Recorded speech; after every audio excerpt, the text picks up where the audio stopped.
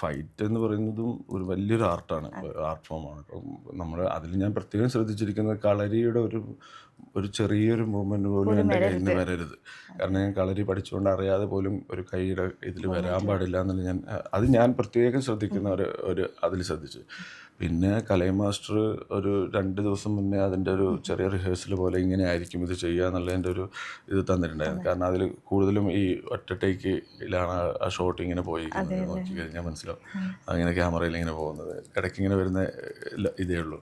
അപ്പം നമ്മൾ ശരിക്കും ഈ ഫൈറ്റ് ഇനി ചെയ്യേണ്ട, ഓക്കെ ഇത് കഴിഞ്ഞിട്ട് ഇത് ചെയ്യണം, ഇത് കഴിയണം, എല്ലാം നമ്മുടെ മനസ്സിൽ വേണം. അപ്പം ഒന്ന് പഠിച്ച് മനസ്സിലിരിക്കുന്ന, അപ്പോൾ ആ സ്പോട്ടിൽ ഇതുവരെ അങ്ങനെ ഒരു പരിപാടി എന്നുള്ള പറഞ്ഞാൽ കളരി മാത്രം പഠിച്ചു. പക്ഷെ കളരി പഠിച്ചാലും നമ്മൾ കൊറിയോഗ്രാഫ് ചെയ്യുന്നത് കൂടുതലും 1-2 ദിവസം മുന്നേ അല്ലെങ്കിൽ ആ സമയത്തൊക്കെ ചെയ്യുന്ന സമയമുണ്ട്. പക്ഷെ ഇതേപോലെ റിഹേഴ്സൽ ചെയ്തിട്ട് പിന്നെ എന്താണെന്ന് അറിഞ്ഞിട്ടാണ് അവിടെ പോകുന്നത്. അപ്പം റിഹേഴ്സൽ ചെയ്യുന്ന സമയത്ത് നമുക്ക് ഈ പറഞ്ഞ പോലെ ഇതൊന്നുമില്ല, ചുമ്മാ ഈ പറയില്ലയോ ഈ ഒരു സ്പേസിലാണ്. പക്ഷെ നമ്മൾ അവിടെ എത്തുമ്പോഴേക്ക് ആ സ്പേസ് മനസ്സിലാക്കുന്ന അവിടെ നിന്നാണ്.